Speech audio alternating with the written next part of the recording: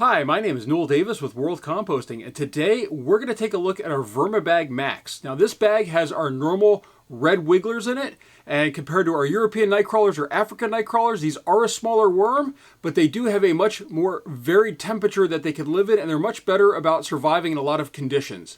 So with that, this system has been doing great in the past. It probably needs a large feeding, it needs some more moisture, and we'll see how the worms are doing with the cooler temperatures that we've had lately in my area. So with that, we're going to go into that system and take a look. All right, here is our Vermibag system. We're going to go ahead and unzip this. There we go. Must have had a little bit of moisture come in here at some point and somehow drip on here. I don't know if I had something on top of here, but you can see that there's this brown stain is normally from moisture. So I'm not sure what that was, or if something came around the top. But look at that. I already have one worm on top right there. Looks nice and healthy. So this is already a good look to the system. There was a lot of moisture on that, which is great. Actually, maybe that's moisture that came from the bin itself. I mean, you can see there's a lot of moisture right here. Outsides are a little bit dry, but let's just go ahead and dig in this center section and see how the worms are doing. And we can already see, let me grab a different handful. First off, these castings look great in the center here. This is what really good castings look like. Hopefully you can see those. But you can see that this is what really good castings look like. There's tons of worms in here. And it looks like there's some really tiny, I don't know if we can zoom in and see that or not. Let's just see if it'll adjust here. There's some tiny worms in here. I can't tell if they're pot worms. My eyes are not good enough. They look a little pinkish in color compared to the bright white, but they are really tiny. So I'm not sure if those are a bunch of baby worms or if they're pot worms. I might have to wait till they're on video. I mean, they are really tiny. I can't tell if I can see them on the camera or not, but like right here, there's a whole bunch of them right there, actually right center screen. I don't know if that's focusing on it or not, but right there, center screen. Really tiny. It looks like worms, but could be pot worms. I can't, as I said, my eyes are just not as good as they used to be. So it looks like those might be worms though. All right, let me back you out here a little bit. Oops. There we go. And unfortunately, the bedding didn't break down on the sides very much, so it's very bright. We still have our red shirt in here. It's still breaking down slowly. I added this as a barrier to do a harvest, which I still have not done, and I need to do. But this is still in here, but they've really made good progress on this shirt right now. There's still some worms tied up in there. It's still very moist. I can probably squeeze and get a drop or two of water out of it, but it looks like this. I mean, this material just looks great. These are great castings. I'm really impressed with how these worms are doing. All right, let's just see if we have any food left in here. Let's go ahead and dig down a little bit further. And I'm not seeing any food. Not feeling anything either that feels like food. I can't remember if I put in actual food last time either, if it was all just the food cycler output. But some of this is looking a little bit more brown now, but a little bit more chunky as far as the texture. Whereas before it was really nice and smooth. This looks really good though. This material, I'm not seeing any food or feeling anything that feels like food in here. I'm just going to dig around a little bit more. No corn on the cobs or anything like that. No avocado seeds. No, oh, here we go. We got a little bit of an avocado peel here. So we have put food in at some point. I know those take a long time to break down. It's flaking apart in my hands though. This is a piece of, okay, this right here looks like it's a piece of just some of the biochar that I've added. It's darker in color, but it feels, I mean, this stuff just looks really good. Lots of worms.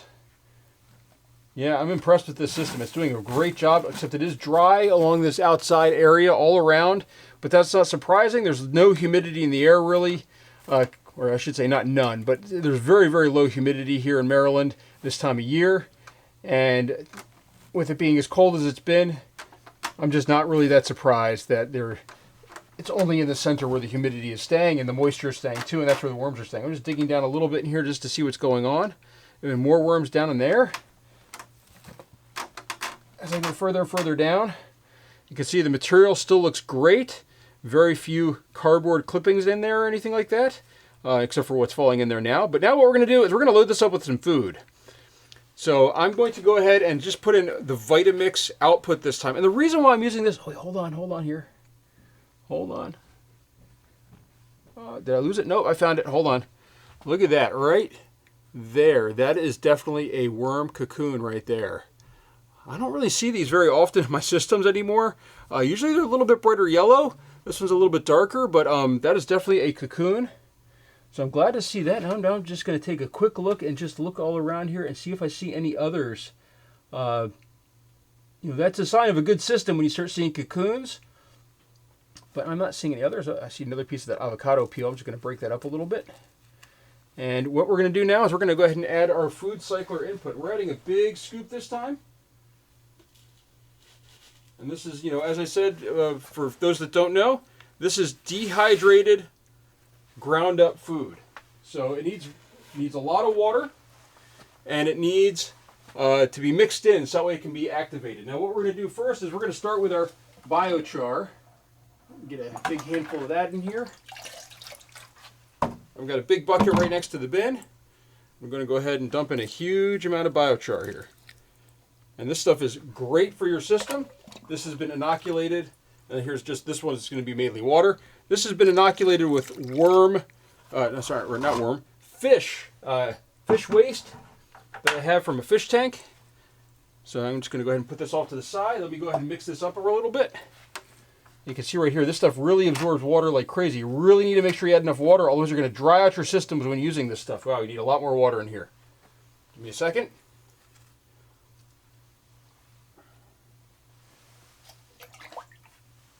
Sorry, I don't have everything right next to me. All right, one more, I think.